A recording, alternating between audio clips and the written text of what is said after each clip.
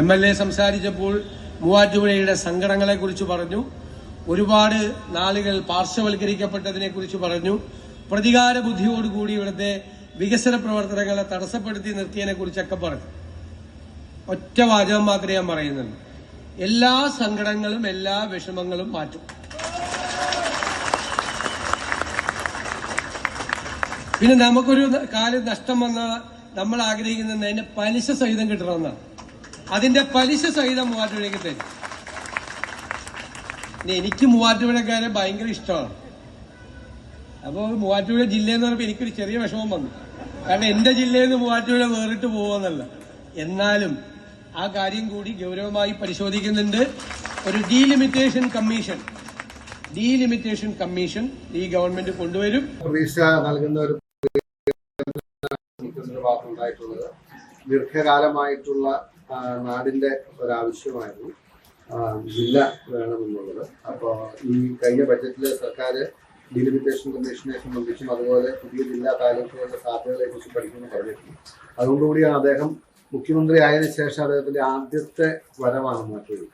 MLA എന്ന നിലയിൽ സ്വാഭാവികമായിട്ടും ഞാൻ നാടിന്റെ ഏറ്റവും പ്രധാന ആവശ്യങ്ങൾ പറയുന്നതിന്റെ കൂട്ടത്തിൽ പറഞ്ഞു അദ്ദേഹം എന്നോട് പോസിറ്റീവ് സമീപിച്ചു. വളരെ സന്തോഷം, വളരെ പ്രതീക്ഷയിലാണ്. നമസ്കാരം. 42 വർഷത്തിനിപ്പുറം വീണ്ടും കേരളത്തിൽ ജില്ലാ വിഭജനം പ്രധാന ചർച്ചയാവുകയാണ്. സംസ്ഥാനത്ത് പുതിയ ജില്ലകളും താലൂക്കുകളും രൂപീകരിക്കുന്നതിനെക്കുറിച്ച് പഠിക്കുമെന്ന ബജറ്റ് പ്രഖ്യാപനത്തിന് വേഗം കൂട്ടുന്നത് മുഖ്യമന്ത്രി തന്നെയാണ്. കേരളത്തിൽ പുതിയൊരു ജില്ല രൂപീകരിക്കുന്ന കാര്യം പരിഗണനയ്ക്ക് വരികയാണെങ്കിൽ ആ പട്ടികയിൽ ഒന്നാമത് മൂവാറ്റുപുഴയായിരിക്കുമെന്നാണ് മൂവാറ്റുപുഴക്കാർക്ക് മുഖ്യമന്ത്രി നൽകിയ ഉറപ്പ്. മുഖ്യമന്ത്രിയുടെ പ്രഖ്യാപനത്തിലേക്ക് നയിച്ചത് മൂവാറ്റുപുഴയുടെ ദുരിതം വിവരിച്ച സ്ഥലം MLA മാത്യു കുഴൽനാടന്റെ ഇടപെടലും. മലപ്പുറം ജില്ല വിഭജിച്ച് പുതിയ ജില്ല എന്ന ആവശ്യം നേരത്തെ തന്നെ ശക്തമാണ്. തിരുവനന്തപുരം ജില്ല വിഭജിച്ച് നെയ്യാറ്റിൻകര ജില്ലാ രൂപീകരണവും ചർച്ചകളിലുണ്ട്. ഡീലിമിറ്റേഷൻ കമ്മീഷൻ ഉടൻ രൂപീകരിക്കുമെന്നാണ് മുഖ്യമന്ത്രി പറയുന്നത്. കേരളത്തിന്റെ സമഗ്ര വികസനത്തിന് ജില്ലാ വിഭജനം അനിവാര്യമാണോ? ജില്ലകൾ വിഭജിക്കുന്നത് കേരളത്തിന്റെ രാഷ്ട്രീയ ഭൂപടത്തെ മാറ്റിമറിക്കുമോ? ഇതാണ് നമ്മൾ ഇന്ന് പരിശോധിക്കുന്ന വിഷയം. എല്ലാ പ്രേക്ഷകർക്കും സ്വാഗതം.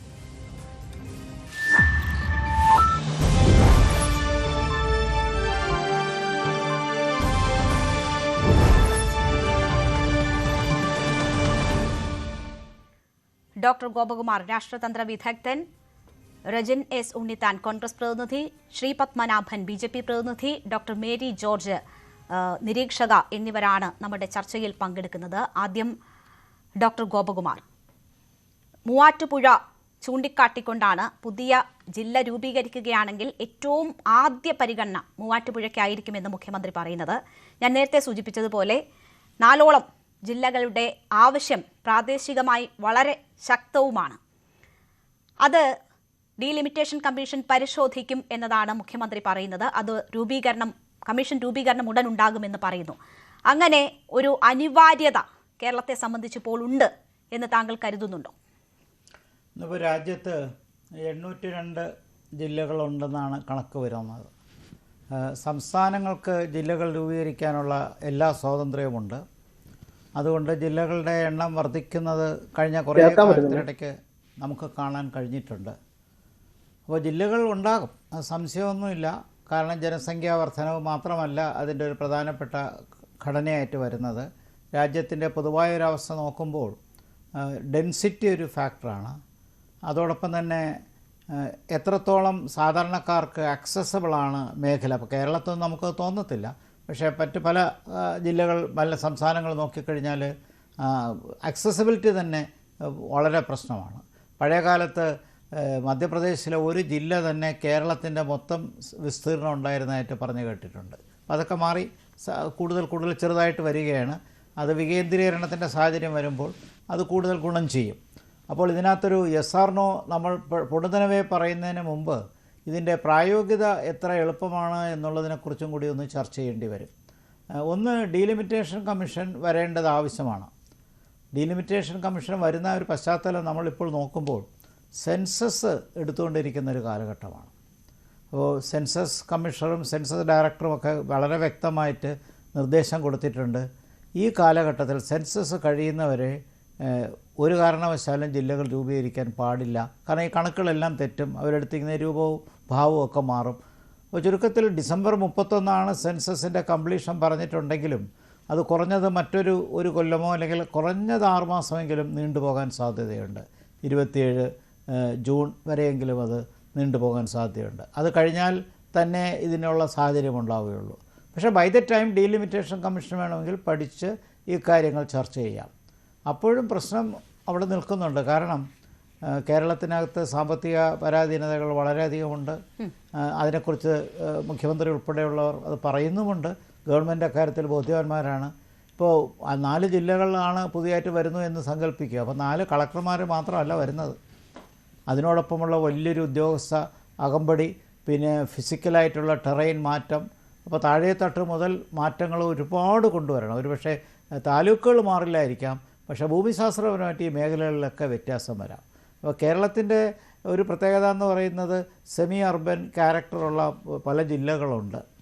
ജനസംഖ്യ മാത്രമല്ല ഇതിനകത്തുള്ള പ്രധാനപ്പെട്ട ഘടകം എന്നുള്ളതാണ് ഇവിടെ നോക്കേണ്ടത്. അപ്പോൾ ചർച്ച പുരോഗമിക്കുമ്പോൾ ഞാൻ കൂടുതൽ അഭിപ്രായം പറയാം. പക്ഷേ ജനസംഖ്യാ വർധനവ് കേരളത്തിൽ അത്ര ഇല്ല എന്നുള്ളത് എല്ലാവർക്കും അറിയാവുന്ന കാര്യമാണ്.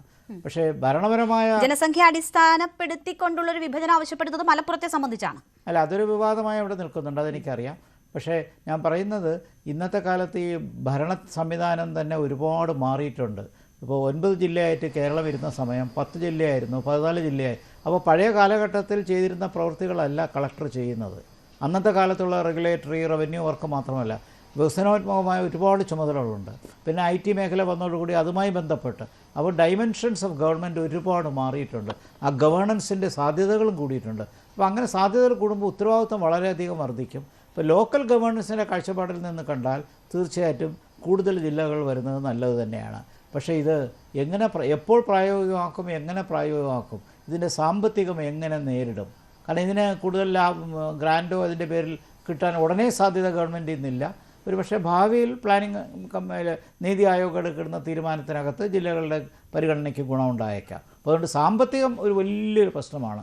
അതെങ്ങനെ നേരിടുന്നുള്ളതും ഈ ചർച്ചയിൽ വരേണ്ടതാണ്. തീർച്ചയായും.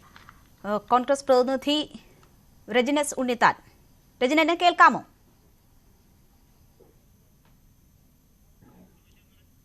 രജൻ കേൾക്കാമോ എന്നെ? കേൾക്കുന്നില്ല. ഇപ്പൊ കേൾക്കാമോ?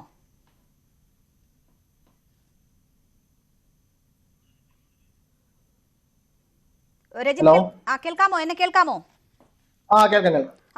രജിൻ, ഞാൻ കരുതുന്നത് ഡോക്ടർ ഗോപകുമാർ പറഞ്ഞത് താങ്കൾ കേട്ടിട്ടുണ്ട് എന്നതാണ്. ഇതിനെ പ്രായോഗികമായ ഒരുപാട് പ്രശ്നങ്ങൾ നേരിടേണ്ടി വരും, സാമ്പത്തിക പ്രശ്നങ്ങളുണ്ട്, അങ്ങനെയൊക്കെയുള്ള പല പ്രതിസന്ധികൾ കടന്നു വേണം ഈ തീരുമാനം നടപ്പിലാക്കാൻ. പക്ഷേ എന്തൊക്കെ സാഹചര്യങ്ങൾ ഉണ്ടായാലും അനിവാര്യമായ ഒരു ഘട്ടമാണ് ഇത് എന്ന് കരുതുന്നുണ്ടോ? ഇതിപ്പോൾ ബജറ്റിൽ ആദ്യം ഇതിന് പ്രഖ്യാപനമുണ്ടാകുന്നു. ധനമന്ത്രി കൂടിയായ മുഖ്യമന്ത്രി തന്നെയാണ് ആ പ്രഖ്യാപനം നടത്തുന്നത്. ഇപ്പോൾ ഒന്നുകൂടി അക്കാര്യങ്ങളിൽ വ്യക്തത വരുത്തുകയാണ് മുഖ്യമന്ത്രി ചെയ്തിരിക്കുന്നത്. അപ്പോൾ ഇത് ഏറ്റവും അനിവാര്യമായ ഘട്ടം എന്നതാണോ കോൺഗ്രസ് വിലയിരുത്തുന്നത്?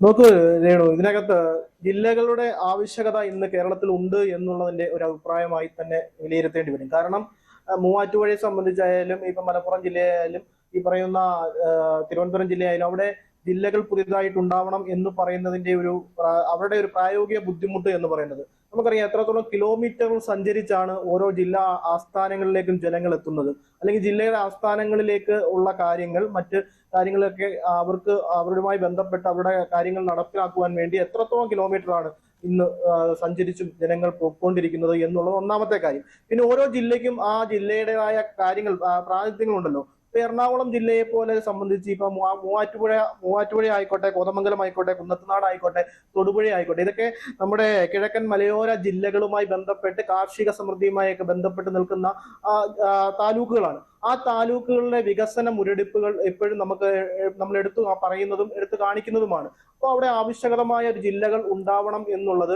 അവിടുത്തെ ജനങ്ങളെ സംബന്ധിച്ച് ഉള്ള വളരെ വലിയ കാലത്തെ ആഗ്രഹങ്ങളാണ്. അവരുമായി ബന്ധപ്പെട്ട് അവരുടെ ബുദ്ധിമുട്ടുകൾ പരിഹരിക്കണം എന്നുള്ളത് സർക്കാരിനെ സംബന്ധിച്ചും അതുമായി ബന്ധപ്പെട്ട് സർക്കാർ നോക്കുമ്പോൾ അത് സർക്കാരിന്റെ ആവശ്യകതയാണ് എന്നുള്ളതാണ്. അതാണ് ഇന്ന് മുഖ്യമന്ത്രി പറഞ്ഞിട്ടുള്ള ഈ ഡീലിമിറ്റേഷൻ കമ്മീഷനെ വെച്ചുകൊണ്ട് തന്നെ ഇതുമായി ബന്ധപ്പെട്ട് പുതിയ താലൂക്കുകൾ രൂപീകരിക്കുന്നതുമായി ബന്ധപ്പെട്ട് പുതിയ ജില്ലകൾ രൂപീകരിക്കുന്നതുമായി ബന്ധപ്പെട്ട് മുന്നോട്ട് പോകും എന്നുള്ളത് ആണ് എന്റെ പ്രധാനപ്പെട്ട കാര്യം. എനിക്ക് ഗോപകുമാർ സാർ പറഞ്ഞത് മുഴുവനായി കേൾക്കാൻ പറ്റിയില്ലെങ്കിൽ പോലും ജനസംഖ്യ ഒരു പ്രധാന ഘടകമാണ് എങ്കിൽ പോലും നമുക്കറിയാം സിക്കിം പോലെയുള്ള സംസ്ഥാനങ്ങളിൽ നമുക്ക് 10 ലക്ഷം ആളുകൾ മാത്രം താമസിക്കുന്ന സംസ്ഥാനങ്ങളാണ്. അവിടെ ഏതാണ്ട് 6 ജില്ലകളോളം ഉണ്ട്.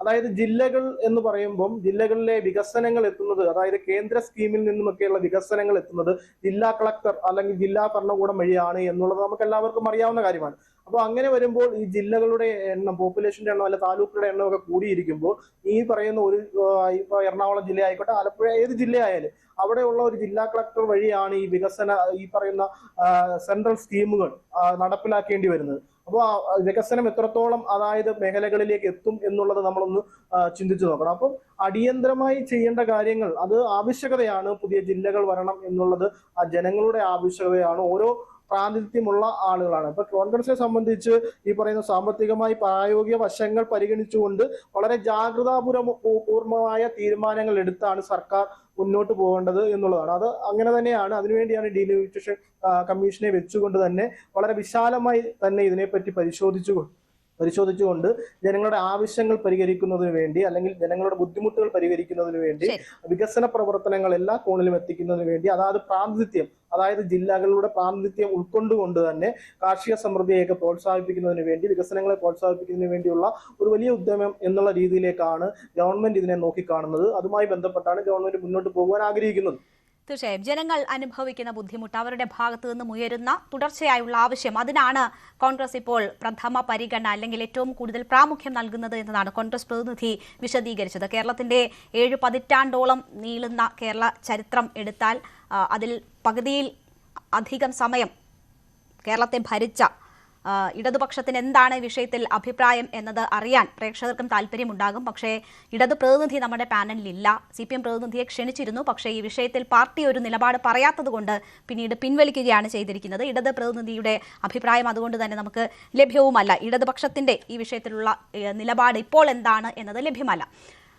ഞാൻ അടുത്ത പ്രതിനിധിയിലേക്ക് പോവുകയാണ്. BJP പ്രതിനിധി ശ്രീ പത്മനാഭനിലേക്ക് ഞാൻ വരാം. അതിനു മുൻപ്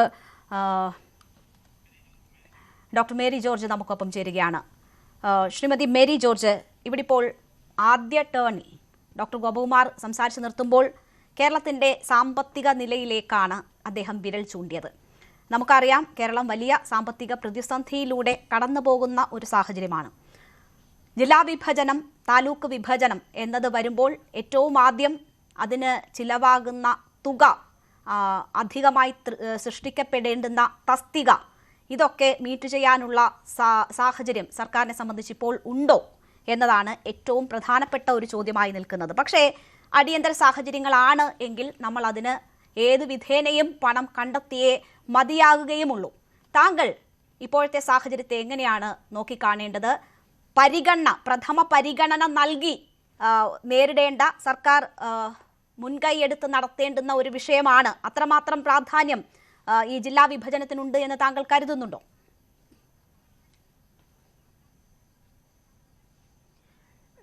തീർച്ചയായിട്ടും ജില്ലാ വിഭജനം ഒട്ടും എന്താ പറയാ പ്രാധാന്യം അർഹതയില്ലാത്ത ഒരു ഇഷ്യൂ അല്ല. ഞാൻ ഇത്തിരി വളച്ചു കിട്ടിയല്ലേ, സാരമില്ല. കേൾക്കാമോ? കേൾക്കാം, പറഞ്ഞോളൂ. കേൾക്കാമോ? ശരിക്ക് കേൾക്കാം. ഓക്കെ. അപ്പോ അതായത് മിസ്റ്റർ ഗോപകുമാർ പറഞ്ഞത് ഞാൻ പൂർണ്ണമായി കേട്ടില്ല. രണ്ടാമത്തെ കോൺഗ്രസിന്റെ പ്രതിനിധി പറഞ്ഞതും കേട്ടു. അപ്പൊ യഥാർത്ഥത്തില് ധനപ്രതിസന്ധി അതിരൂക്ഷമാണ് എന്നുള്ളത് ശരിയാണ്. പക്ഷേ മുഖ്യമന്ത്രി ഏതാനും 5-6 മേഖലകളെ തിരിച്ച് ആ മേഖലകളെയൊക്കെ കാര്യക്ഷമമാക്കി ധനപ്രതിസന്ധി കുറച്ച്, അതായത് ഉള്ള ധനം കാര്യക്ഷമമായി ഉപയോഗപ്പെടുത്തി മുന്നേറാനുള്ള തയ്യാറെടുപ്പിലാണ് മുഖ്യമന്ത്രി പോകുന്നത്. അപ്പൊ അങ്ങനെയുള്ള ഒരു സാഹചര്യത്തില് മാത്രമല്ല, ഈ ഡീലിമിറ്റേഷൻ എന്ന് പറയുന്നത് കേന്ദ്ര ഗവൺമെന്റ് അത്യാവശ്യമായിട്ട് നടപ്പാക്കാൻ ആഗ്രഹിക്കുന്ന ഒന്നാണ് ഡീലിമിറ്റേഷൻ. അങ്ങനെ വരുമ്പോ കേരളത്തിൽ നിന്നുള്ള ആവശ്യം എന്ന് വെച്ചാൽ ഈ വലിയ ജില്ലകൾ അവ അനുഭവിക്കുന്ന അഡ്മിനിസ്ട്രേറ്റീവ് ഡിഫിക്കൽട്ടീസ്. ഇപ്പൊ ഉദാഹരണം നമുക്ക് എടുക്കാവുന്ന ഏറ്റവും വലിയ ജില്ലയായിട്ട് എടുക്കാവുന്നത് മലപ്പുറമാണ്. മലപ്പുറം ജില്ല പിന്നെ കേരളത്തിലെ ഏറ്റവും പോപ്പുലേഷനുള്ള ജില്ലയാണ് മലപ്പുറം ജില്ല. അപ്പൊ ആ മലപ്പുറം ജില്ലയുടെ പ്രാന്തപ്രദേശങ്ങൾ, വികസന ഏൽക്കാതെ കിടക്കുന്ന പ്രദേശങ്ങളുണ്ട്. അതുപോലെ എറണാകുളം ജില്ല എടുത്താല് എറണാകുളം ജില്ലയുടെയും പ്രാന്തപ്രദേശങ്ങൾ, വികസനം എത്തിച്ചേരാത്തവയുണ്ട്. ഇനി തിരുവനന്തപുരം എടുക്കുക. തിരുവനന്തപുരത്തിന്റെ പ്രാന്തപ്രദേശങ്ങളും ഒക്കെ വേണ്ട രീതിയിൽ വികസനം എത്താത്തവയാണ്. അപ്പൊ അവിടുത്തെ ജനങ്ങളെ ചേർത്ത് പിടിക്കാൻ ഏറ്റവും നല്ലത് പുതിയ 3 ജില്ലകൾ വരുന്നതാണ്. ഈ 3 ജില്ലകൾ പുതുതായിട്ട് വരുമ്പോൾ എങ്ങനെ ഫിസ്ക്കൽ ക്രൈസിസ് അഥവാ ധനപ്രതിസന്ധി ഓവർടേക്ക് ചെയ്ത് മിസ്റ്റർ ഗോപകുമാർ പറയുന്നത് ഞാൻ കേട്ടു, വലിയ അഡ്മിനിസ്ട്രേറ്റീവ് ചെലവുകൾ ഉണ്ടാകും. ശരിയാണത്. 3 കളക്ടറേറ്റ് വരണം.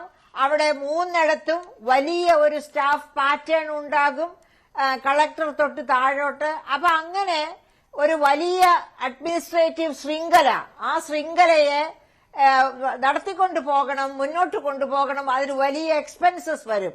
പക്ഷേ നമ്മൾ പറയുമല്ലോ, മനമുണ്ടെങ്കിൽ മാർഗവും ഉണ്ട് എന്ന്. കാരണം ഈ അവഗണിക്കപ്പെട്ട് കിടക്കുന്ന മേഖലകളും കേരളത്തിന്റെ വികസനത്തിന്റെ ഭാഗങ്ങളാണ്. കേരളത്തിന്റെ വിഭവങ്ങൾ സമാഹരിക്കുമ്പോൾ അവിടെ നിന്നും സമാഹരിക്കുന്നുണ്ട്. അപ്പൊ അവർക്ക് അർഹതപ്പെട്ട വിഭവങ്ങൾ അവരിൽ എത്തിക്കുക, വികസനത്തിന്റെ ഭാഗം അനുഭവിക്കേണ്ട ഭാഗം അവർക്ക് വിട്ടുകൊടുക്കുക. അങ്ങനെ കൊടുക്കാൻ കഴിയണമെങ്കിൽ ഇങ്ങനെ ഒരു 3 ഡിസ്ട്രിക്റ്റുകളെ തിരിച്ച് 6 ആക്കി മാറ്റുന്നത് നല്ലതാണ് എന്ന് തന്നെയാണ് എന്റെ അഭിപ്രായം. അപ്പോ നമ്മുടെ മുഖ്യമന്ത്രി മനസ്സ് വെച്ചാൽ ഇപ്പോഴത്തെ വിഭവ സമാഹരണം ശക്തമാക്കാൻ പറ്റും. വിഭവ സമാഹരണം എങ്ങനെ ശക്തമാക്കാൻ പറ്റും? നമ്മൾ ഈ അടുത്ത ദിവസം തന്നെ കണ്ടു, സ്വർണത്തിന്റെ മേഖലയിൽ നിന്നുള്ള നികുതി വെട്ടിപ്പ്, ശക്തമായ നികുതി വെട്ടിപ്പ്. സമസ്ത മേഖലകളിലും നികുതി വെട്ടിപ്പ് നടക്കുന്നുണ്ട്. ഈ നികുതി വെട്ടിപ്പൊക്കെ തടഞ്ഞ് ശരിയായ രീതിയിൽ വിഭവ സമാഹരണം നടത്താൻ കഴിഞ്ഞാൽ ഒരു പ്രശ്നവുമില്ലാതെ അത് നികുതിയുടെ കാര്യം തന്നെ. ഇനിയിപ്പോ നികുതിയേതര വരുമാനം എടുക്കുക.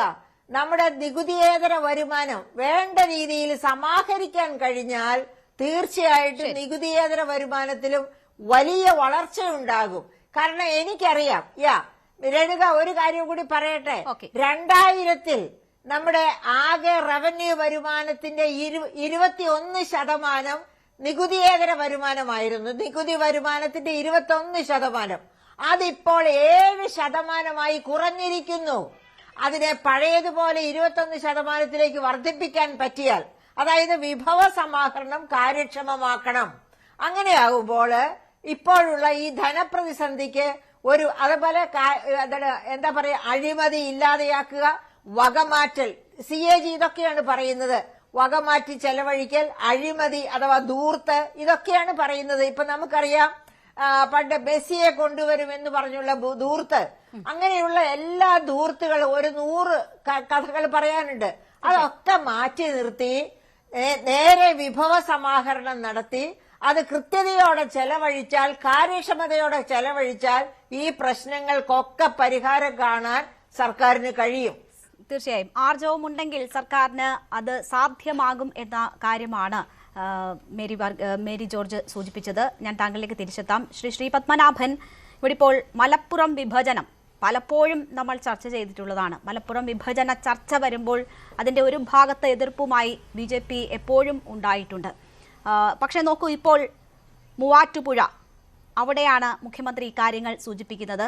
എറണാകുളം ജില്ലയുടെ മലയോര മേഖലയാണ്. അവർക്കുണ്ടാകുന്ന ബുദ്ധിമുട്ടുകൾ ചൂണ്ടിക്കാട്ടി അവിടെ വികസനം എത്തേണ്ടുന്നതിന്റെ പ്രാധാന്യം ചൂണ്ടിക്കാട്ടിയാണ് അത്തരം ഒരു കാര്യം വെക്കുന്നത്.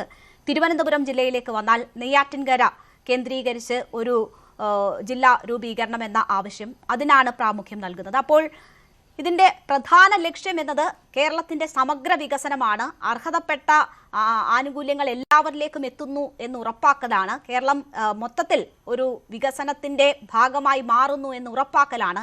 അങ്ങനെ ഒരു ലക്ഷ്യവുമായി ഈ ജില്ലാ വിഭജനം എന്നത് ചർച്ചയിലേക്ക് വന്നാൽ BJP അതിനെ പിന്തുണയ്ക്കുമോ?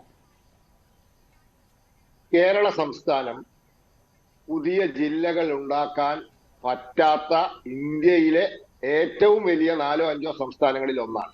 കാരണം അത്രയും രൂക്ഷമാണ് ഇവിടുത്തെ സാമ്പത്തിക പ്രതിസന്ധി. അതവിടെ നിൽക്കട്ടെ. എന്താ ജില്ലയുടെ മാനദണ്ഡം? ജനസംഖ്യ. എന്നാൽ ഞാൻ പറയാം, താനെ ജില്ല, മുംബൈയിലെ മഹാരാഷ്ട്രയിലെ താനെ ജില്ലയിലെ ജനസംഖ്യ 1,11,06,000. താനെ ജില്ലയിലുള്ള വികസനം കേരളത്തിൽ എവിടെയും നടക്കുന്നുണ്ടോ?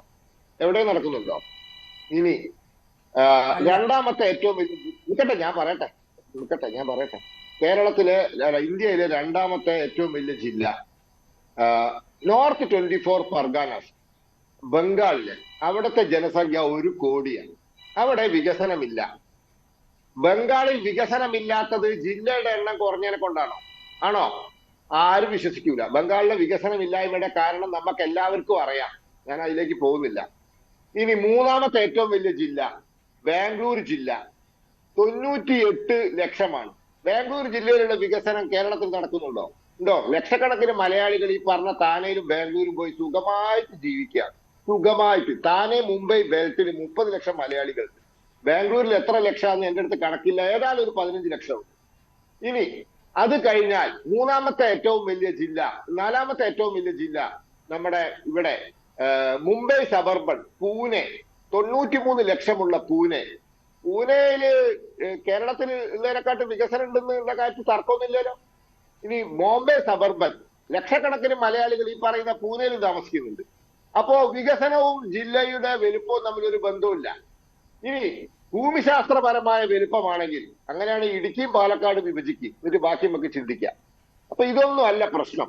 നമ്മൾ ജീവിക്കുന്നത് ഇന്റർനെറ്റ് യുഗത്തിലാണ്, ഓൺലൈൻ യുഗത്തിലാണ്. ഞാൻ കഴിഞ്ഞ 10 വർഷമായി എന്റെ വില്ലേജ് ഓഫീസിൽ നികുതി അടയ്ക്കാൻ പോകാറില്ല. ഞാൻ ഉള്ളൂർ പഞ്ചായത്ത് വില്ലേജ് ഓഫീസിൽ നികുതി അടയ്ക്കാൻ ഓൺലൈനാണ്. എന്തിനാ ഈ ഓൺലൈൻ സംവിധാനം? എന്തിനാ ഈ പറഞ്ഞ അക്ഷയ കേന്ദ്രം? എന്തിനാണ് ഈ CSC സെന്റർ? ഇതൊക്കെ എന്തിനാണ് ഈ സേവന കേന്ദ്രങ്ങളൊക്കെ? എല്ലാ സേവനങ്ങളും ഓൺലൈൻ ആക്കണം. എല്ലാ സേവനങ്ങളും ഓൺലൈനാണല്ലോ. അതിന്റെ സംവിധാനവും സാങ്കേതിക വിദ്യ എല്ലാവരുടെ കയ്യിലും, സ്കൂൾ പഠിക്കുന്ന കുട്ടികളുടെ കയ്യിൽ വരെ ആൻഡ്രോയിഡ് ഫോണും ഇന്റർനെറ്റ് കണക്ഷനും ഉണ്ടല്ലോ. അപ്പോ നമ്മളെ സംബന്ധിച്ചിടത്തോളം ഭരണത്തിന്റെ വലുപ്പം കുറയ്ക്കുക, ഗവൺമെന്റിന്റെ വലുപ്പം എത്രത്തോളം കുറയ്ക്കാൻ പറ്റുമോ അത്രത്തോളം കുറയ്ക്കുക. അതാണ് ശ്രദ്ധിക്കേണ്ടത്. കാരണം ഇതൊക്കെ ചെലവാ. ഒരു ജില്ല രൂപീകരിച്ചാൽ 65 ഡിപ്പാർട്ട്മെന്റുകൾക്ക് ജില്ലാ ഓഫീസുകൾ വേണം. 65 എണ്ണം, ഇൻക്ലൂഡിംഗ് ജില്ലാ കോടതി, ജില്ലാ പോലീസ് ഓഫീസ് അടക്കം 65 എണ്ണം. ശ്രീ പത്മനാഭൻ, താങ്കൾ ഈ ചർച്ചയിൽ ആദ്യം മുതൽ തന്നെ ഉണ്ട്. മേരി ജോർജ് അക്കാര്യം ചൂണ്ടിക്കാട്ടിയത് താങ്കൾ കേട്ടിരിക്കും. പലതരത്തിലുള്ള നികുതിയേതര വരുമാനം ഉൾപ്പെടെ വർദ്ധിപ്പിച്ചുകൊണ്ട് കേരളത്തിന് അതിനുള്ള പണം കണ്ടെത്താം വേണമെങ്കിൽ എന്ന കാര്യം സൂചിപ്പിച്ചു. ഞാൻ ഒരു കാര്യം കൂടി ചോദിച്ചോട്ടെ. ഉത്തർപ്രദേശിൽ BJP ഭരിക്കുമ്പോൾ ജില്ലകളുടെ എണ്ണം കൂട്ടിയിട്ടുണ്ട്. ഇപ്പോൾ പശ്ചിമ ബംഗാളിൽ ജില്ലകളുടെ എണ്ണം കൂട്ടാനുള്ള തീരുമാനം എടുത്തിട്ടുണ്ട്. നമ്മൾ ജീവിക്കുന്ന കേരളത്തിലാണ്. ഇവിടുത്തെ കാര്യം നോക്ക്. താങ്കൾ പറഞ്ഞത് കേരളത്തിന് പുറത്തുള്ള സംസ്ഥാനങ്ങളുടെ കാര്യമായിരുന്നു ഉദാഹരിച്ചത്. ഞാൻ പറയട്ടെ. മെനഞ്ഞാന്ന് ആലപ്പുഴയിൽ ഒരു തമാശ ഉണ്ടായി. കേൾക്കുമ്പോ സങ്കടം. എന്താറിയോ? അവിടെ കുടുംബശ്രീക്കാർ ടൂറിസം ഡിപ്പാർട്ട്മെന്റിൽ ജോലി ചെയ്യുന്നു. അവർക്ക് 4 മാസമായി ശമ്പളം കൊടുത്തിട്ട് 32 ലക്ഷം രൂപ മെനഞ്ഞാന്ന് സുരേഷ് ഗോപി കൊടുക്കുക. എന്താ വാഗ്ദാനം അറിയോ? ഇതാ നാളെ തിങ്കളാഴ്ച കൊടുക്കുന്നു. എന്നുവെച്ചാൽ ഈ ഉത്രാട തലേന്ന് പൈസ കൊടുത്തിട്ട് ഉത്രാടത്തിന് സാധനമൊക്കെ വാങ്ങി ഓണം ആഘോഷിക്കണം. 4 മാസത്തെ ശമ്പളം. ആർക്ക്? പട്ടിണിപ്പാവങ്ങൾക്ക്, വാടക വീട്ടിൽ താമസിക്കുന്ന അന്നന്ന് കിട്ടുന്നതിനെ കൊണ്ട് കഴിയുന്ന പട്ടിണിപ്പാവങ്ങൾക്ക് ആലപ്പുഴയിൽ 4 മാസത്തെ ശമ്പളം. 54 സഹോദരിമാർക്ക്, അമ്മമാർക്ക്, 54 പേർക്ക് 32 ലക്ഷം രൂപ കൊടുത്തിട്ടില്ല. സുരേഷ് ഗോപിയെ കൊടുത്തത്. ഇനി സുരേഷ് ഗോപിക്ക് ഇത് പാസ്സായിട്ട് തിരിച്ചു കൊടുക്കാമെന്ന് ഉദ്യോഗസ്ഥന്മാർ പരസ്യമായി കണ്ട കാര്യങ്ങളാണ്. നിങ്ങളുടെ സാമ്പത്തിക സ്ഥിതി, ഞാൻ മേരി ടീച്ചർ പറഞ്ഞതിനോട് യോജിക്കുന്നു. പകുതി യോജിക്കും. എന്താ? നിങ്ങൾ ആദ്യം നിങ്ങളുടെ സാമ്പത്തിക സ്ഥിതി മെച്ചപ്പെടുത്തും. പുതിയ ചെലവുകൾക്കുള്ള മാർഗങ്ങളല്ല കണ്ടെത്തേണ്ടത്. 65 ജില്ലാ ഓഫീസുകൾ സൃഷ്ടിക്കണം. ഏക്കർ കണക്കിന് സ്ഥലം വേണം, കാറ് വേണം, വാഹനം വേണം. പിന്നെ ഇവർക്കൊക്കെ 1.25 ലക്ഷം രൂപ ശമ്പളം. കളക്ടർ ശമ്പളം എത്രയാ? മറ്റേ ഡെപ്യൂട്ടി കളക്ടർ ശമ്പളം എത്രയാ? തഹസിൽദാർ ശമ്പളം എത്രയാ?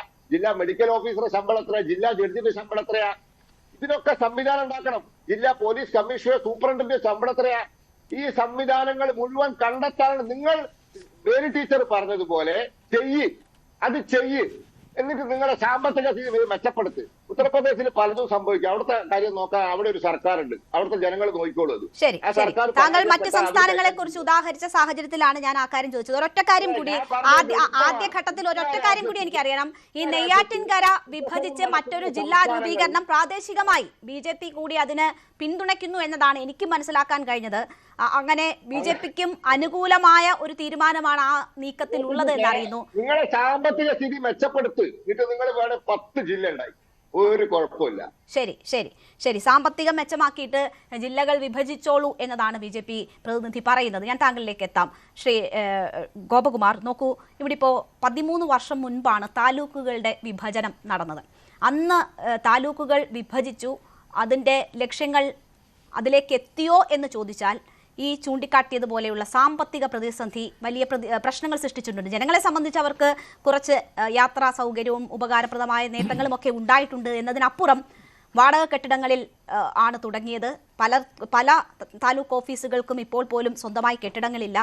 ഈ ആവശ്യത്തിന് സ്റ്റാഫുകളുടെ നിയമനം ഇപ്പോൾ പോലും സാധ്യമായിട്ടില്ല. അങ്ങനെയൊക്കെയുള്ള പോരായ്മകൾ ഉണ്ട്. അതുകൊണ്ട് തന്നെ ഉദ്ദേശിച്ച ലക്ഷ്യം നടന്നിട്ടുണ്ടോ എന്ന് ചോദിച്ചാൽ ഇല്ല, പൂർണ്ണമായും നടന്നിട്ടില്ല എന്ന് പറയേണ്ടി വരും. ഇവിടെ ഇപ്പോൾ 3 ജില്ലകളെന്ന് പറയുമ്പോൾ അത്രയധികം തുക കണ്ടെത്തേണ്ടി വരും സർക്കാർ ഈ ലക്ഷ്യത്തിലേക്ക് എത്താൻ എന്നതാണ് ഏറ്റവും പ്രധാനമായും ഉയരുന്ന ആക്ഷേപം. BJP പ്രതിനിധിയും അതാണ് സൂചിപ്പിച്ചത്. അപ്പോൾ അത് എത്ര കണ്ട് സാധ്യമാകും? നമ്മളുടെ മുന്നിൽ താലൂക്ക് വിഭജനത്തിൻ്റെ ഒരു എക്സാമ്പിൾ ഇപ്പോൾ ഉള്ള സാഹചര്യത്തിൽ. ഞാൻ ഡോക്ടർ മേരി ജോർജ് പറയുന്നതിനോട് ഒരു വലിയ പരിധിവരെ യോജിക്കുകയാണ്. എൻ്റെ പഴയ സുഹൃത്തും സഹപ്രവർത്തകയാണ്. ഡോക്ടർ മേരി ജോർജ് ആർഗ്യൂ ചെയ്ത ഒരുപാട് ലേഖനങ്ങളിലും ഗ്രന്ഥങ്ങളിലുമെല്ലാം വിഭവ സമാഹരണത്തെക്കുറിച്ച് എത്രത്തോളം പറഞ്ഞുവെന്നും അതിൽ എത്ര ഗവൺമെൻറ് കേട്ടിട്ടുണ്ട് എന്നുള്ളതുമാണ് നമ്മൾ ശ്രദ്ധിക്കേണ്ടത്.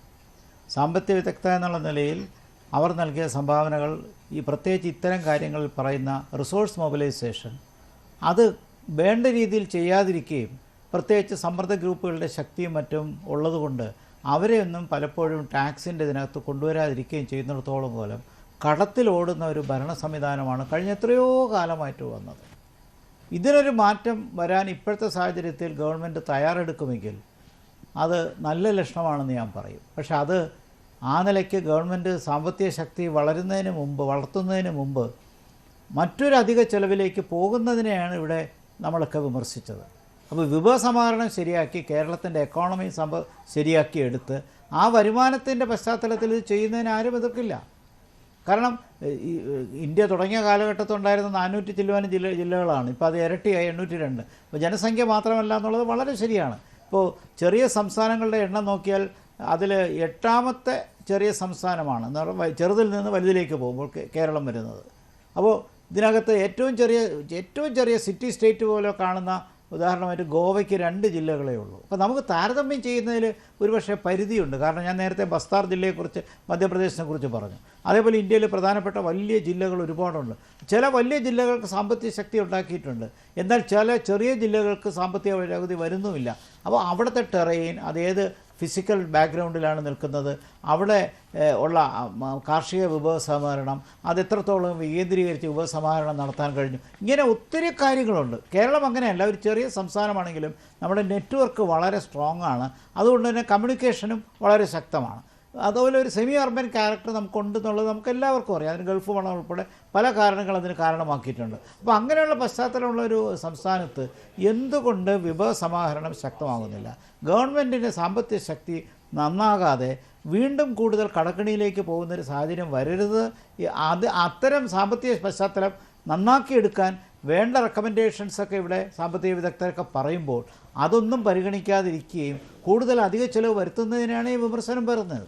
ഞാൻ ചൂണ്ടിക്കാണിച്ച മറ്റൊരു കാര്യം, ഡീലിമിറ്റേഷൻ കമ്മീഷൻ വന്നാലും സെൻസസിൻ്റെ ഡേറ്റ പൂർണ്ണമായി ഇത് പബ്ലിഷ് ചെയ്യുന്നതിന് മുമ്പ് ഇത് പുതിയ ജില്ലകൾ രൂപീകരിക്കാൻ സെൻസസ് ഗവൺമെൻറ് ഓഫ് ഇന്ത്യയിലെ സെൻസസ് ഡയറക്ടർ അനുവദിക്കില്ല. അങ്ങനെ ഒരു ഓർഡർ തന്നെ ഓൾറെഡി കൊടുത്തിട്ടുണ്ട്. അപ്പോൾ ഇതിനിടയ്ക്ക് ഡീലിമിറ്റേഷൻ കമ്മീഷൻ പഠിക്കാൻ സമയം വേണമെന്നുള്ളത് നമുക്കറിയാം. പക്ഷേ ഇതിൻ്റെ പ്രോസസ്സ് 1.5 കൊല്ലം പോയി കഴിഞ്ഞാൽ അപ്പോൾ ചുരുക്കത്തിൽ ഗവൺമെൻറ്റിൻ്റെ ഭരണത്തിൻ്റെ ഏതാണ്ട് പകുതി എത്തുമ്പോഴായിരിക്കും ഇത് നടപ്പിലാകാൻ പോകുന്നത്. വളരെ നാളെ അങ്ങോട്ട് നടപ്പിലാക്കാനോ പ്രഖ്യാപിക്കാനൊന്നും അല്ല. അതിന് പിന്നിൽ രാഷ്ട്രീയം കൂടി ഉണ്ടോ എന്ന് സംശയിക്കേണ്ടി വരും. ഇപ്പോൾ ഡീലിമിറ്റേഷൻ കമ്മീഷനെ വെക്കും, കമ്മീഷൻ പഠിച്ചിട്ട് അതിന്റെ സാധ്യതകൾ സർക്കാരിന് മുന്നിൽ വെക്കുകയാണല്ലോ. പക്ഷേ ഇവിടെ ഇപ്പോൾ മുഖ്യമന്ത്രി നൽകുന്ന ഉറപ്പ് ഒരു കമ്മീഷൻ വന്നാൽ അതിൽ പ്രഥമ പരിഗണന മൂവാറ്റുപുഴയ്ക്കെന്നാണ്. അപ്പോൾ കമ്മീഷന്റെ കണ്ടെത്തലുകളോ അതിനപ്പുറം ഒരു ഉറപ്പ് മൂവാറ്റുപുഴയിലെ ജനങ്ങൾക്ക് മുഖ്യമന്ത്രി കൊടുക്കുന്നതാണ് നമ്മൾ കണ്ടത്. അപ്പോൾ ഇതിന്റെയൊക്കെ പിന്നിൽ ഏതെങ്കിലും തരത്തിലുള്ള രാഷ്ട്രീയ നേട്ടങ്ങൾ കൂടി ലക്ഷ്യം വെക്കുന്നുണ്ടാകുമോ? തീർച്ചയായിട്ടും രാഷ്ട്രീയം ഒഴിവാക്കാൻ പറ്റുന്നൊരു കാര്യമല്ലല്ലോ. ഇതിനകത്ത് രാഷ്ട്രീയ തീരുമാനങ്ങളുണ്ട്, യാതൊരു തർക്കവുമില്ല. രാഷ്ട്രീയ തീരുമാനങ്ങൾ ആവശ്യവുമാണ്. ഇപ്പം വലിയ ജില്ലകളുടെ പ്രശ്നമുണ്ട്. തിരുവനന്തപുരം ജില്ലയുടെ കാര്യം പറഞ്ഞു, മലപ്പുറം ജില്ലയുടെ കാര്യം പറഞ്ഞു. അപ്പോൾ അതിനൊക്കെ പിന്നിലൊരു പൊളിറ്റിക്കൽ ഡയമെൻഷനുണ്ട്. അത് ഒരിക്കലും നമ്മൾ കുറച്ച് കാണുന്നില്ല. അതല്ല എനിക്ക് തോന്നുന്നു, അത് ഇപ്പോൾ മൂവാറ്റുപുഴയെക്കുറിച്ച് പറഞ്ഞത് അതിൻ്റെ പശ്ചാത്തലത്തിൽ ഒരുപക്ഷെ കോൺഗ്രസ് പാർട്ടിക്കകത്തുള്ള ഒരു പ്രത്യേക KPC പ്രസിഡൻ്റൊന്നും ആയിട്ടില്ല. ഉണ്ടാകുന്ന അസ്വാരസ്യങ്ങളും കാര്യങ്ങളുമൊക്കെ അതിൻ്റെ പശ്ചാത്തലത്തിൽ പിന്നാമ്പുറത്ത് കണ്ടേക്കാം. നമുക്കത് കാണാതെ നേരിട്ട് മനസ്സിലാക്കാതെ അതിനെക്കുറിച്ച് ആർഗ്യൂ ചെയ്യാൻ പറ്റില്ല. പക്ഷേ പൊളിറ്റിക്കൽ ഡിസിഷൻ ഉണ്ട് അതിൻ്റെ പിറകിൽ. ഇപ്പോൾ തിരൂർ ജില്ലയായിട്ട് വരുമെങ്കിൽ അതിൻ്റെ പിറകിൽ ഒരു പൊളിറ്റിക്കൽ ഡിസിഷനുണ്ട്. നെയ്യാറ്റിൻകര ഒരു ജില്ലയായിട്ട് വരുമെങ്കിൽ അതിൻ്റെ പിന്നിലൊരു പൊളിറ്റിക്കൽ ഡിസിഷനുണ്ട്. മൂവാറ്റുപുഴ വരുമെങ്കിലും ഉണ്ട്. അതുകൊണ്ട് പൊളിറ്റിക്സ് ഒഴിവാക്കാൻ പറ്റില്ല. സർവ്വവായുവാണ്, ഞങ്ങൾ ജീവവായുവാണ്. അതുകൊണ്ട് രാഷ്ട്രീയമുണ്ടോ എന്ന് ചോദിച്ചു കഴിഞ്ഞാൽ തീർച്ചയായിട്ടും രാഷ്ട്രീയമുണ്ട്. രാഷ്ട്രീയം വരട്ടെ, അതിൽ തെറ്റൊന്നുമില്ല. ഇവിടുത്തെ റിസോഴ്സസാണ് നമ്മുടെ പ്രശ്നം. ആ റിസോഴ്സസ് അത് മൊബിലൈസ് ചെയ്യുന്നതിന് കൂടുതൽ ശുഷ്കാന്തി കാണിക്കേണ്ട ഒരു കാലഘട്ടമാണ്.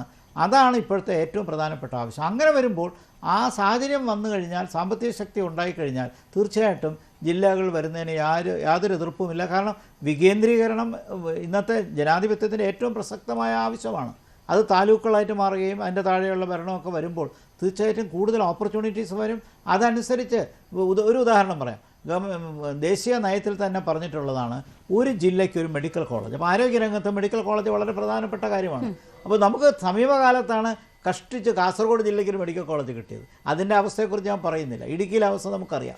അപ്പോൾ ചുരുക്കത്തിൽ ജില്ലകളുണ്ടാകുന്ന ആ നിലയ്ക്ക് വികസനത്തിന് ആരോഗ്യം, വിദ്യാഭ്യാസം തുടങ്ങിയ മേഖലകൾക്ക് ഒരുപാട് സംഭാവന ചെയ്യാൻ കഴിയും. പക്ഷേ അടിസ്ഥാനപരമായിട്ട് കേരളത്തിൻ്റെ കടക്കിണിയിൽ നിന്ന് മാറാതെ ഇതെത്ര മുന്നോട്ട് പോകാൻ കഴിയുമെന്നുള്ളതാണ് ഇപ്പോൾ നമ്മളെ ആകുലപ്പെടുത്തുന്ന കാര്യം. മറ്റൊന്ന്, സെൻസസ് നടക്കുന്ന ഒരു പശ്ചാത്തലം കൂടി ഓർക്കണം എന്നുള്ളത്. തീർച്ചയായും. ശ്രീ രജിൻ, ഇവിടെ നോക്കൂ, പല രാഷ്ട്രീയ ലക്ഷ്യങ്ങളും ഇതിന് പിന്നിലുണ്ടാകാം. പക്ഷേ എത്രമാത്രം ഇത് സാധ്യമാകുമെന്നൊരു ചോദ്യം. നമ്മൾ രാജസ്ഥാന്റെ ഒരു ഉദാഹരണം എടുക്കുകയാണെങ്കിൽ അവിടെ കോൺഗ്രസ് അധികാരത്തിലിരുന്നപ്പോഴാണ് 2023 17 ജില്ലകൾ അധികമായി സൃഷ്ടിച്ചുകൊണ്ടുള്ള ഒരു തീരുമാനമുണ്ടാകുന്നത്. 3 ഡിവിഷനുകളും സൃഷ്ടിക്കപ്പെട്ടു. പക്ഷേ BJP സർക്കാർ അധികാരത്തിൽ വന്നതിന് ശേഷം അതിൽ 9 ജില്ലകൾ രൂപീകരിച്ച തീരുമാനം തിരുത്തുകയാണ് ഉണ്ടായത്. അതിന് കാരണമായി അവർ ചൂണ്ടിക്കാട്ടിയത് അടിസ്ഥാന സൗകര്യങ്ങളില്ല, ഈ മറ്റ് സാമ്പത്തിക പ്രതിസന്ധി, അങ്ങനെയുള്ള കാര്യങ്ങൾ ചൂണ്ടിക്കാട്ടിക്കൊണ്ടാണ് ആ തീരുമാനം തന്നെ തിരുത്തേണ്ടി വന്നത്. കോൺഗ്രസിന് അതിനെ സംബന്ധിച്ച് വലിയ രാഷ്ട്രീയ നേട്ടം ആ തെരഞ്ഞെടുപ്പിൽ ഉണ്ടാക്കാൻ കഴിഞ്ഞില്ല എന്ന ഒരു സാഹചര്യം കൂടിയുണ്ട്. വളരെ തിരക്ക് പിടിച്ച് നടത്തിയ തീരുമാനമാണ്. അത് ജനങ്ങൾക്ക് വലിയ ബുദ്ധിമുട്ടുണ്ടാക്കി. അങ്ങനെയൊക്കെയുള്ള രാഷ്ട്രീയ തിരിച്ചടി, മറ്റ് രാഷ്ട്രീയ വിഷയങ്ങൾ അല്ലെങ്കിൽ ഇതിനേക്കാൾ പ്രാധാന്യമുള്ള രാഷ്ട്രീയ വിഷയങ്ങൾ ചർച്ചയായിട്ടുണ്ടായിരുന്നു. ചോദ്യപേപ്പർ ചർച്ചയും മറ്റുമൊക്കെ ചർച്ചയായിട്ടുണ്ടായിരുന്നു. അങ്ങനെ അപ്പോൾ കോൺഗ്രസിനെ സംബന്ധിച്ച് ഒരു നേട്ടവും ഉണ്ടായില്ല എന്ന് മാത്രമല്ല, ആ തീരുമാനം പിന്നീട് തിരുത്തുകയും ജനങ്ങൾക്കതേറെ ബുദ്ധിമുട്ടുണ്ടാക്കുകയും ആശയക്കുഴപ്പമുണ്ടാക്കുകയും ഒക്കെയാണ് ചെയ്തത്. അപ്പോൾ ഇവിടെയും ഇപ്പോൾ എറണാകുളം ജില്ലയെ സംബന്ധിച്ചായാലും മലപ്പുറത്തെ സംബന്ധിച്ചായാലും കോൺഗ്രസിനെ സംബന്ധിച്ച് രാഷ്ട്രീയമായി ഒരുപാട് താല്പര്യങ്ങൾ ഉള്ളതാണ്. അതുകൊണ്ട് തന്നെ ആ തീരുമാനങ്ങൾ നടപ്പിലാക്കണം എന്ന വലിയ ആർജവം അതിന് പിന്നിലുണ്ട്. പക്ഷേ അത് എങ്ങനെയൊക്കെ സംഭവിക്കും, അതിന് പ്രതീക്ഷിക്കുന്ന ഗുണത്തെക്കാളേറെ ദോഷമാണ് ഉണ്ടാകുന്നതെങ്കിൽ അത് വലിയ തിരിച്ചടി ഉണ്ടാക്കാം. ആ കാര്യങ്ങൾ കൂടി നിങ്ങൾ കണക്കിലെടുക്കുമോ? നോക്കൂ രേണു, ഇത് രാഷ്ട്രീയപരമായിട്ടുള്ള നേട്ടങ്ങൾ എന്നുള്ളതല്ല, ജനങ്ങളെ ബാധിക്കുന്ന വിഷയങ്ങളിൽ അടിസ്ഥാനപരമായ സൗകര്യങ്ങൾ ഉണ്ടാക്കുക എന്നുള്ള ഒരു സർക്കാരിന്റെ മുന്നിലെ കാര്യമാണ്. അതുമായി ബന്ധപ്പെട്ടാണ് സർക്കാർ മുന്നോട്ട് പോകുന്നത്. പത്തനംതിട്ട ജില്ല രൂപീകരണമായല്ലോ, അന്നും ഈ പറയുന്ന രീതിയിലൊക്കെയുള്ള കാര്യങ്ങളൊക്കെ പറഞ്ഞു. പക്ഷെ പത്തനംതിട്ട ജില്ലയുമായി ബന്ധപ്പെട്ട് അവിടെ വികസന പ്രവർത്തനങ്ങൾ വരുന്നുണ്ട്. അവിടുമായി ബന്ധപ്പെട്ട താലൂക്കുകളിൽ എല്ലാവർക്കും എത്തിപ്പെടാനും അല്ലെങ്കിൽ അവിടുമായി ബന്ധപ്പെട്ടുള്ള വികസനങ്ങൾ ഇന്നും നടക്കുന്നുണ്ട്. അപ്പോൾ പത്തനംതിട്ട ജില്ലയെ സംബന്ധിച്ച് അങ്ങനെയാണ് നമ്മുടെ മുന്നിലുള്ള ഏറ്റവും പുതിയൊരു ജില്ല എന്ന രീതിയിൽ പത്തനംതിട്ടയെ നമ്മൾ നോക്കി കാണുന്നത് അങ്ങനെയാണ്. പിന്നെ പ്രിയപ്പെട്ട ശ്രീപത്മനാഭൻ ഇവിടെ പറഞ്ഞു പോകുന്ന ഒരു കാര്യമുണ്ട്. എന്താണ് സുരേഷ് ഗോപി ഇടപെട്ടതുമായി ബന്ധപ്പെട്ട് അദ്ദേഹം പറയുന്നത് കേട്ടോ. അദ്ദേഹം പറഞ്ഞത് ശരിയാണ്. സുരേഷ് ഗോപിയുമായി ബന്ധപ്പെട്ട് മാധ്യമങ്ങളുടെ മുന്നിൽ അദ്ദേഹം ഇത് 32 ലക്ഷം രൂപ കൊടുക്കാമെന്നൊക്കെ പറഞ്ഞു. പക്ഷേ അദ്ദേഹത്തിന്റെ അക്കൗണ്ടിൽ നിന്നുമല്ല, സർക്കാർ ഉത്തരവിറക്കി സർക്കാരുമായി ബന്ധപ്പെട്ടാണ് ആ പറയുന്ന രീതിയിലേക്കുള്ള കുടുംബശ്രീയുമായി ബന്ധപ്പെട്ടുള്ള ആളുകൾക്ക് പൈസ കൊടുത്തത് എന്നുള്ളത് അദ്ദേഹം തിരുത്തി പോകണം എന്നുള്ളതാണ് ഒന്നാമതായി പറയാനുള്ളത്. പിന്നെ അദ്ദേഹം പറയുന്നത് മറ്റ് സംസ്ഥാനങ്ങളുടെ കാര്യം പറയുന്നു. ഇപ്പൊ പശ്ചിമ ബംഗാളിൽ സംബന്ധിച്ച് കൊൽക്കത്ത പോലെയുള്ള ഇടങ്ങളിൽ പോലും ഇപ്പൊ പുതിയ ജില്ലകൾ വരാൻ വേണ്ടിയുള്ള കാര്യങ്ങളുമായി ബന്ധപ്പെട്ട ആ സംസ്ഥാന ഗവൺമെന്റ്, BJP ഭരിക്കുന്ന സംസ്ഥാന ഗവൺമെന്റ് മുന്നോട്ട് പോയിക്കൊണ്ടിരിക്കുന്ന സാഹചര്യമാണ് ഇന്ന് ഇന്ത്യ മഹാരാജ്യത്തുള്ളത്. അതൊന്നും അദ്ദേഹം കാണാത്ത രീതിയിലേക്ക് മറ്റ് ജില്ലകളെ പറ്റി ഒക്കെ പറഞ്ഞു പോകുന്നത് എന്ത് അടിസ്ഥാനത്തിലാണ് എന്ന് നമുക്കറിയാൻ പറ്റുന്നില്ല. പക്ഷെ ഇവിടെ അടിസ്ഥാനപരമായിട്ട് നമ്മൾ ചിന്തിക്കുമ്പോൾ മൂവാറ്റുപുഴ പോലെയുള്ള ജില്ലകൾ വരണം എന്ന് പറയുന്നത് ഈ കിഴക്കൻ മലയോര മേഖലകളെ ഒന്ന് കഴുകിയെടുക്കാൻ, അല്ലെങ്കിൽ അവരുമായി ബന്ധപ്പെട്ട് നിൽക്കുന്ന അവിടെ ബന്ധപ്പെട്ടിരിക്കുന്ന വികസന മുരടിപ്പുകൾ മാറ്റിയെടുക്കുവാൻ വേണ്ടി ഒക്കെയാണ് അവിടെയുമായി ബന്ധപ്പെട്ടുള്ള കാര്യങ്ങളുമായി ബന്ധപ്പെട്ട്, ജില്ലയുമായി ബന്ധപ്പെട്ടുള്ള ആവശ്യങ്ങളുമായി ബന്ധപ്പെട്ട് ഈ പറയുന്ന ജനപ്രതിനിധികൾ ഉൾപ്പെടെയുള്ളവർ ഈ ആവശ്യകത ഉന്നയിക്കുന്നത്. അത് രാഷ്ട്രീയ ലാഭത്തിന് വേണ്ടിയൊന്നുമല്ല. ഓരോ ജില്ലയ്ക്കും ആ ജില്ലയുമായി ബന്ധപ്പെട്ടുള്ള കാഴ്ചപ്പാടുകളും ആ ജില്ലയുമായി ബന്ധപ്പെട്ടുള്ള പ്രത്യേകതകളും ഉണ്ട്. ഇപ്പൊ ബാംഗ്ലൂർ ജില്ലയെ പറ്റിയൊക്കെ അദ്ദേഹം വളരെ വിശദമായി പറയുന്നു. ബാംഗ്ലൂർ ജില്ലയെ പോലെയാണോ മറ്റു ജില്ലകളുള്ളത്? അപ്പോൾ കാർഷികപരമായി നിൽക്കുന്ന ജില്ലകളുണ്ട്, ബിസിനസ് പരമായി നിൽക്കുന്ന പല ക്ലാസ്സുകളിലുള്ള ജില്ലകളാണ് നമുക്കുള്ളത്. നമുക്ക് ഇപ്പോൾ തന്നെ 14 ജില്ലകൾ എന്ന് പറയുമ്പോൾ തന്നെ ഇപ്പോൾ തന്നെ കേരളത്തെ സംബന്ധിച്ച് നമ്പർ വെച്ച് ജില്ലകളുടെ എണ്ണം കൂട്ടേണ്ട സമയം അതിക്രമിച്ചിരിക്കുകയാണ് എന്നുള്ളതാണ് ഒന്നാമത്തെ കാര്യം. പക്ഷെ നമ്മുടെ സാമ്പത്തികപരമായിട്ടുള്ള കാര്യങ്ങളൊക്കെ മുഖവിലേക്ക് എടുത്തുകൊണ്ട് തന്നെ, അല്ലെങ്കിൽ അതൊക്കെ മുന്നോട്ട് വെച്ചുകൊണ്ട് തന്നെയാണ് സർക്കാർ അതുമായി ബന്ധപ്പെട്ടുള്ള കമ്മീഷനെ വെച്ച് പരിശോധിച്ച ശേഷം മാത്രമാണ് ഇതുമായി ബന്ധപ്പെട്ട് മുന്നോട്ട് പോകുന്നത്. അപ്പോൾ തന്നെ അതിന് കോലുവെക്കുന്ന രീതിയിലേക്ക് ഇവിടെ ജില്ലകൾ ആവശ്യമില്ല എന്ന് പറയുന്നത്, കളക്ടറേറ്റുകൾ പുതിയതായിട്ട് വരുന്നു, കോടതികൾ പുതിയതായിട്ട് വരുന്നു, അല്ലെങ്കിൽ ജില്ലാ പോലീസ് സൂപ്രണ്ടന്റ് ഓഫീസുകൾ പുതിയതായിട്ട് വരുന്നു, അതൊക്കെ ഭയങ്കര ചെലവാണ് എന്ന് പറഞ്ഞു പോകുന്നതിന്റെ കാര്യം എന്താണെന്ന് എനിക്ക് മനസ്സിലാവുന്നില്ല. ഇതൊക്കെ ഒരു ഇൻവെസ്റ്റ്മെന്റ് ആണെന്നേ.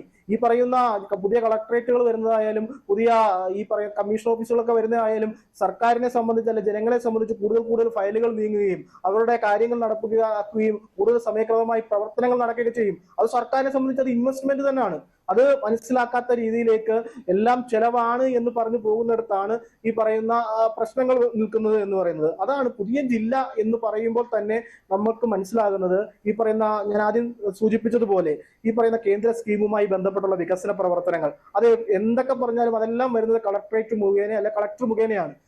ഇപ്പൊ ആലപ്പുഴ പോലെ ഒരു വലിയ ജില്ല, ഞാൻ ആലപ്പുഴയിലെ ഇങ്ങനെ അറ്റമുള്ള ആളാണ്, എന്റെ അപ്പുറം കൊല്ലം ജില്ലയും പത്തനംതിട്ട ജില്ലയുമാണ്. അപ്പോൾ എനിക്ക് തന്നെ ജില്ലാ ആസ്ഥാനത്തേക്ക് ഒന്ന് പോകണമെങ്കിൽ എത്രത്തോളം കിലോമീറ്റർ സഞ്ചരിച്ചു, അത് പോട്ടെ, യാത്രാ വേഗതയൊക്കെ മാറ്റി നിർത്താം. പക്ഷേ അവിടെ വരുന്ന ഒരു വികസന പ്രവർത്തനങ്ങൾ ഈ പറയുന്ന താലൂക്കുകളിലേക്ക്, ഇത്രയേറെ താലൂക്കുകളുള്ള സ്ഥലങ്ങളിലേക്ക് എത്തുമ്പോൾ അതിന്റെ ഗണ്യമായ കുറവുകൾ സംഭവിക്കുന്നുണ്ട് എന്നുള്ളതാണ്. അപ്പൊ പുതിയ ജില്ലകൾ വരുമ്പോൾ തന്നെ കേന്ദ്രവുമായി ബന്ധപ്പെട്ടുള്ള സ്കീമുകൾ, അതുമായി ബന്ധപ്പെട്ടുള്ള കാര്യങ്ങൾ ഒക്കെ ഈ പറയുന്ന താലൂക്കുകളിലേക്കും വികസന കാര്യങ്ങളിലേക്കൊക്കെ വരും. അങ്ങനെ വികസന പ്രവർത്തനങ്ങളിൽ ഈ പറയുന്ന താലൂക്കുകളിലെല്ലാം വികസന പ്രവർത്തനങ്ങൾ മുന്നോട്ട് വരും എന്നുള്ളതാണ്. പിന്നെ എന്തിനാണ് ഇവർ ഇതിനേക്ക് എതിർക്കുന്നത് എന്നുള്ളത് മനസ്സിലാകാത്ത കാര്യമാണ്. ഇതിനെ രാഷ്ട്രീയപരമായി നോക്കേണ്ട, ജനങ്ങളുടെ ആവശ്യകതയാണ്. അതായത് പ്രദേശത്തെ ജനങ്ങളുടെ ആവശ്യകതയുമായി ബന്ധപ്പെട്ട് ജനങ്ങൾ മുന്നോട്ട് വെക്കുന്ന അഭിപ്രായങ്ങളാണ്. മേരി ടീച്ചറിനെ പോലെയുള്ള ആളുകൾ മുന്നോട്ട് വെക്കുന്ന സാമ്പത്തിക രംഗത്ത് ഉള്ള കാര്യങ്ങൾ മുന്നോട്ട് വെച്ചുകൊണ്ടായിരിക്കും ഈ സർക്കാർ മുന്നോട്ട് പോകുന്നത്. അവര് ടീച്ചറിനെ പോലെയുള്ള സാമ്പത്തിക വിദഗ്ധ പോലെയുള്ള ഒരുപാട് പുസ്തകങ്ങൾ, അതായത് മേരി ടീച്ചറിനെ അഭിനന്ദിക്കാതിരിക്കാൻ പറ്റത്തില്ല, അങ്ങനെയുള്ള കാര്യങ്ങളൊക്കെ മുന്നോട്ട് വെക്കുന്ന ആളുകളാണ്. ആ ടീച്ചറിനെ പോലുള്ള ഈ പറയുന്ന കാര്യങ്ങളെല്ലാം ഉൾക്കൊണ്ടുകൊണ്ടാണ് ഈ സർക്കാർ മുന്നോട്ട് പോകുന്നത്. മുന്നിരുന്ന സർക്കാരിനെ മാതൃകയാക്കിക്കൊണ്ടല്ല ഈ ഗവൺമെന്റ് മുന്നോട്ട് പോകുന്നത്. സാമ്പത്തികപരമായുള്ള കാര്യങ്ങൾ പരിശോധിച്ച് അതുമായി ബന്ധപ്പെട്ട് ജനങ്ങളുടെ ബുദ്ധിമുട്ടുകൾ മനസ്സിലാക്കി പുതിയ ജില്ലയ്ക്ക് വേണ്ടുന്ന കാര്യങ്ങളുമായി ബന്ധപ്പെട്ട് മുന്നോട്ട് പോകും, പുതിയ താലൂക്കുകളുമായി ബന്ധപ്പെട്ട് മുന്നോട്ട് പോകും. അതിനൊന്നും അസ്വസ്ഥത പ്രകടിപ്പിക്കുന്നത് എന്താണ് BJPയുടെ അജണ്ട, അല്ലെ BJPയുടെ ലക്ഷ്യം എന്ന് എനിക്ക് മനസ്സിലാവുന്നില്ല. അത് ഇപ്പോൾ മലപ്പുറം എന്ന് കേട്ടോണ്ടോ അല്ലെങ്കിൽ വേറെ ഏതെങ്കിലും തിരുവനന്തപുരം എന്ന് കേൾക്കുമ്പോൾ അതൊക്കെ അത്ര അസ്വസ്ഥ വരുന്നില്ലല്ലോ. പക്ഷേ അങ്ങനെ കേൾക്കുന്നുണ്ടുള്ള പ്രശ്നമാണോ എന്നറിയത്തില്ല. പക്ഷെ ജനങ്ങളുടെ അടിസ്ഥാന സൗകര്യമാണെന്നേ. അവിടെ കക്ഷി രാഷ്ട്രീയത്തിനൊക്കെ അപ്പുറമായി ജനങ്ങളുടെ അടിസ്ഥാന സൗകര്യങ്ങൾ അല്ലെങ്കിൽ ജനങ്ങളുടെ വികസന പ്രവർത്തനങ്ങൾ, അവരുടെ ദൈനംദിന കാര്യങ്ങൾ, അതിനൊക്കെ ഒരു വലിയ അറുതി വരുന്നെങ്കിൽ, പുതിയ ജില്ലകൾ ആവശ്യകതയാണെങ്കിൽ അതുമായി ബന്ധപ്പെട്ടാണ് സർക്കാർ മുന്നോട്ട് പോകാൻ തീരുമാനിച്ചിരിക്കുന്നത് എന്നുള്ളതാണ് ഇതിന്റെ യാഥാർത്ഥ്യം. തീർച്ചയായും ഞാൻ താങ്കളിലേക്ക് തിരിച്ചെത്താം. ശ്രീമതി മേരി ജോർജ്, പല കേന്ദ്ര പദ്ധതികളും ഒരു ജില്ലാ അടിസ്ഥാന യൂണിറ്റാക്കി പ്രഖ്യാപിക്കുന്ന പദ്ധതികളാണ്. അപ്പോൾ ജില്ലാ വിഭജനം ഉണ്ടാവുകയാണെങ്കിൽ കേന്ദ്രത്തിന് അധിക ധനസമാഹരണം നടത്തുകയും നമ്മുടെ സംസ്ഥാനത്ത് കൂടുതൽ ധനം വിനിയോഗിക്കേണ്ടിയും വരുന്ന ഒരു സാഹചര്യം ഉണ്ടാകും.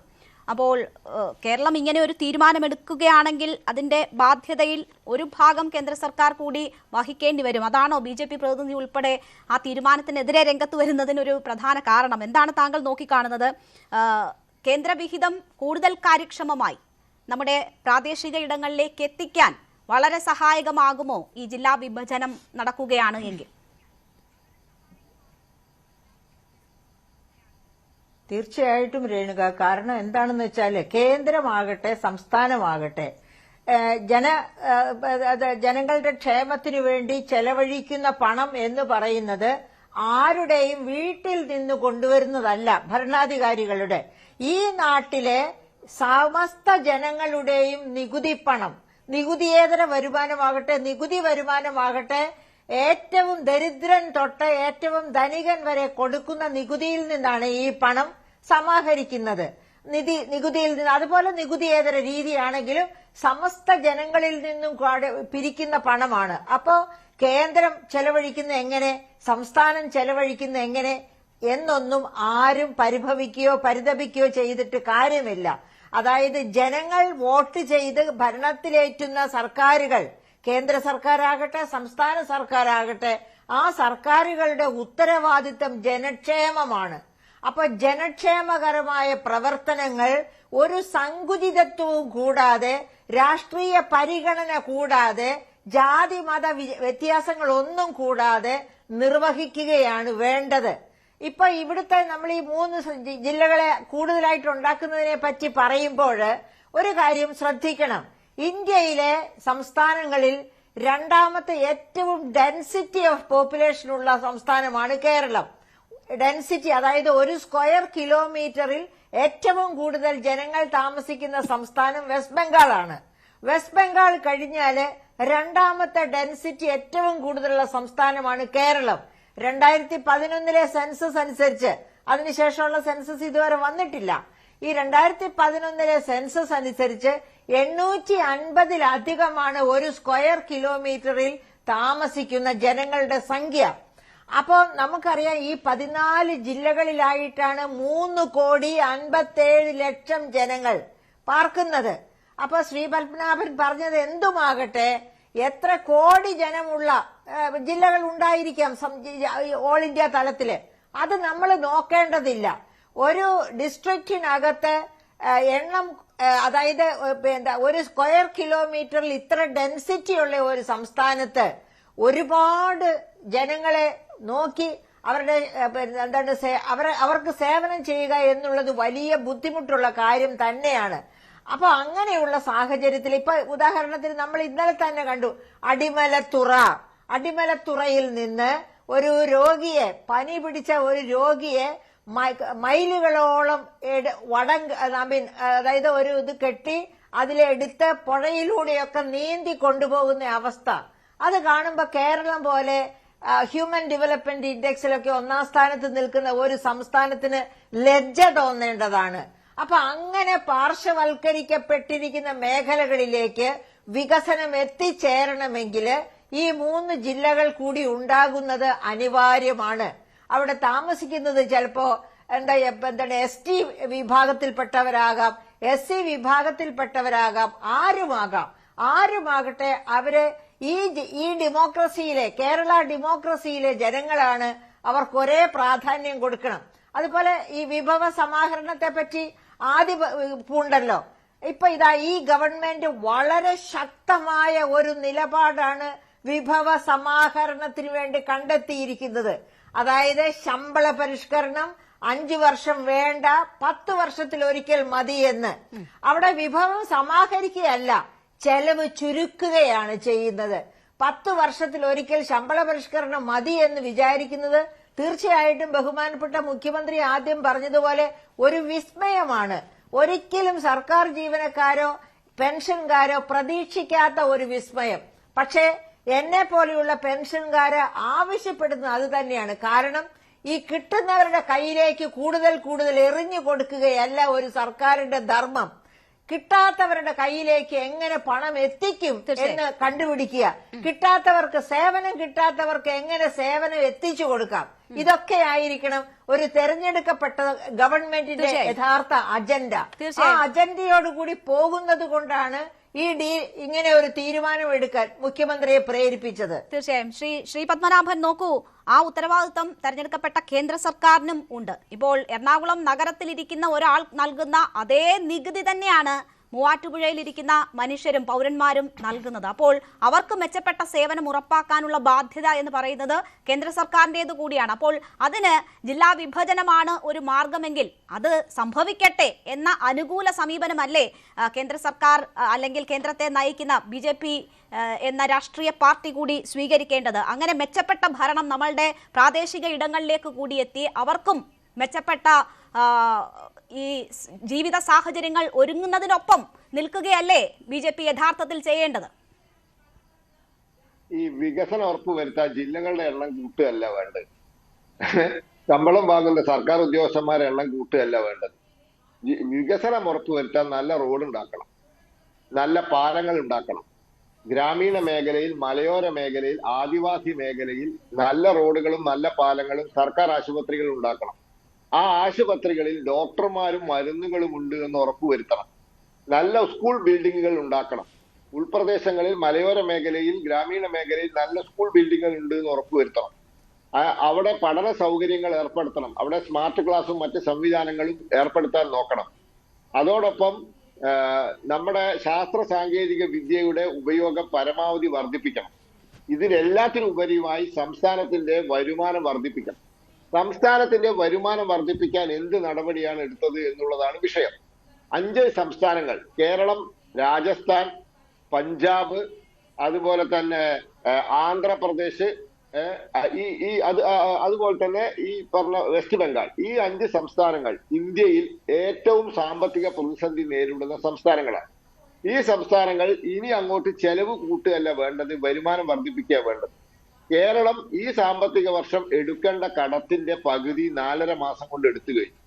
നമുക്ക് ഈ സാമ്പത്തിക വർഷം എടുക്കാവുന്ന കടത്തിന്റെ പകുതി തുക 4.5 മാസം കൊണ്ട് എടുത്തു കഴിഞ്ഞു. ഇനി 7.5 മാസം ബാക്കിയുണ്ട്.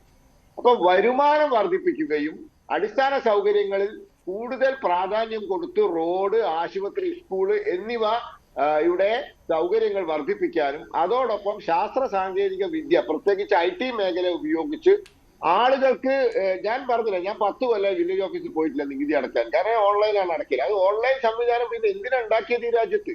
എല്ലാ സർട്ടിഫിക്കറ്റുകളും നിങ്ങൾക്ക് ഓൺലൈനിൽ കിട്ടാം, എല്ലാ കമ്മ്യൂണിക്കേഷനും ഓൺലൈനിൽ വരുത്താം. എന്തിനാ പിന്നെ പുതിയ നിങ്ങൾ 50 കിലോമീറ്റർ എന്തിന് യാത്ര ചെയ്യണം? ഒരാവശ്യവുമില്ല. നമ്മൾ ഏത് ലോകത്താ ജീവിക്കുന്നത്? 20 കൊല്ലം 25 കൊല്ലം മുന്നേ ജില്ല വേണമെന്ന് പറഞ്ഞാൽ അതൊരു ന്യായമായ ആവശ്യം. ദൂരം യാത്ര ചെയ്യണം, ഇത്രയൊക്കെ സാങ്കേതിക വിദ്യ വളർന്നിട്ടില്ല. ഇന്ന് ഈ ലോകം വിരൽത്തുമ്പിൽ കിടക്കുമ്പോൾ നമ്മൾ ഈ ബസ്സിന് കയറിയിട്ടോ അല്ലെങ്കിൽ ഓട്ടോറിക്ഷയോ വണ്ടിയോ പിടിച്ചിട്ടാണോ, നമ്മൾ ദൂരത്ത് പോയിട്ടാണോ കാര്യങ്ങൾ ചെയ്യേണ്ടത്? ആശുപത്രിയിൽ പോകേണ്ടത് നമ്മൾ തന്നെ നേരിട്ട് പോകണം. ബാക്കി എല്ലാ സംവിധാനങ്ങളും ഈ അക്ഷയ കേന്ദ്രം വഴിയും നമ്മുടെ അതിനകത്ത് ഒരു കാര്യം സാറേ, അക്ഷയ കേന്ദ്രങ്ങളിൽ ഈ പറയുന്ന കാര്യങ്ങൾ തീർപ്പാക്കാനുള്ള സംവിധാനങ്ങളല്ല, അല്ലെങ്കിൽ ആപ്ലിക്കേഷൻ കൊടുക്കാനുള്ള സംവിധാനങ്ങളാണ്. അത് അതോറിറ്റി വരുമ്പോഴാണ് അത് തീർപ്പാക്കി പോകുന്നത്. അത് മനസ്സിലാക്കാൻ സംസാരിക്കുന്നത്. ഞാൻ പറഞ്ഞുതരാം. എന്റെ വീട് എന്റെ അച്ഛന്റെ പേരിലായിരുന്നു. അത് എന്റെ പേരിലേക്ക് മാറ്റാൻ ഞാൻ ഓൺലൈനിലായിട്ടാണ് അപേക്ഷ കൊടുത്തത്. ആ അപേക്ഷ ഓക്കെ ആക്കി അതിന് രേഖകൾ അപ്ലോഡ് ചെയ്തു, അത് ഇതാക്കി ഞാൻ നികുതി അടച്ചു തുടങ്ങി. ഞാൻ അവിടെ പോയി കാവലിക്കേണ്ട ആവശ്യമൊന്നുമില്ല. നിങ്ങൾ ഇതൊക്കെ നമ്മുടെ നാട്ടിൽ നടപ്പിലാക്കി കഴിഞ്ഞു. ഇതൊക്കെ നമ്മളിപ്പോഴും ഏത് കാലം 25-30 കൊല്ലത്തെ മാനസികാവസ്ഥയിലാണ് ജീവിക്കുന്നത്. ഇതൊക്കെ മാറ്റിയുടെ രാഷ്ട്രീയക്കാരൊഴികെ ബാക്കി എല്ലാവരും മാറി. രാഷ്ട്രീയക്കാർ മാത്രമാണ് 25 കൊല്ലം മുന്നത്തെ മാനസികാവസ്ഥയിൽ ജീവിക്കുന്നത്. രാഷ്ട്രീയക്കാർ മാറണം. ഈ size of the government should be as less as possible. ഈ ഭരണ സംവിധാനത്തിന്റെ വലിപ്പം എത്രത്തോളം കുറയ്ക്കാൻ പറ്റുമോ അത്രത്തോളം കുറയ്ക്കണം. നമ്മൾ കടം വാങ്ങി ഈ സംസ്ഥാനത്തിന്റെ ക്യാപിറ്റൽ, ഇപ്പൊ മേരി ടീച്ചർക്ക് അറിയാം, ക്യാപിറ്റൽ ഇൻവെസ്റ്റ്മെന്റ് എത്രയാ കേരളത്തിന്റെ? വളരെ തുച്ഛമാണ്. നമ്മൾ പാലങ്ങൾ ഉണ്ടാക്കാനോ റോഡുകൾ ഉണ്ടാക്കാനോ ആശുപത്രികൾ സൗകര്യങ്ങൾ വർദ്ധിപ്പിക്കാനോ സ്കൂളുകളുടെ സൗകര്യങ്ങൾ വർദ്ധിപ്പിക്കാനാണ് നമ്മൾ ശ്രമിക്കേണ്ടത്. അതാണ് ശമ്പളം വാങ്ങുന്ന സർക്കാർ ഉദ്യോഗസ്ഥന്മാരെ എണ്ണം കൂട്ടാനല്ല. ആയിരക്കണക്കിന് കോടി രൂപയുടെ ചെലവാണ് ഒരു അതിന്റെ ഫണ്ട് വരുന്നത് അതിന്റെ ഫണ്ട് വിനിയോഗിക്കുന്ന ആരാണ്? ജില്ലാ കളക്ടർമാർ വഴിയാണ് സാർ. അപ്പൊ പുതിയ ജില്ലകൾ വരുമ്പോൾ കൂടുതൽ ഫണ്ടുകൾ വിനിയോഗിക്കാൻ പറ്റുന്ന അവസ്ഥ നമുക്ക് കേരളത്തിലുണ്ടാവും. അത് മനസ്സിലാക്കുന്നേ. അല്ലാതെ ഒരു ജില്ലയിൽ ഒരു ജില്ലാ കളക്ടറിന് എത്രത്തോളം ഒരു ജില്ലയുമായി ബന്ധപ്പെട്ട് കേന്ദ്രത്തിന്റെ തന്നെ താങ്കൾ പറയൂ, കേന്ദ്രവുമായി ബന്ധപ്പെട്ട സ്കീം എത്രത്തോളം വരും, ആ സ്കീമുമായി ബന്ധപ്പെട്ട് എത്രത്തോളം താലൂക്കുകളിൽ ആ ഫണ്ട് വരുന്നുണ്ട്, അതിനെപ്പറ്റി പറയൂ. തീർച്ചയായും ഡോക്ടർ ഗോപകുമാർ, ഇവിടെ ഇപ്പോ എന്തായിരിക്കണം ജില്ലാ രൂപീകരണത്തിന്റെ മാനദണ്ഡം എന്ന ഒരു വിഷയം കൂടിയാണ്.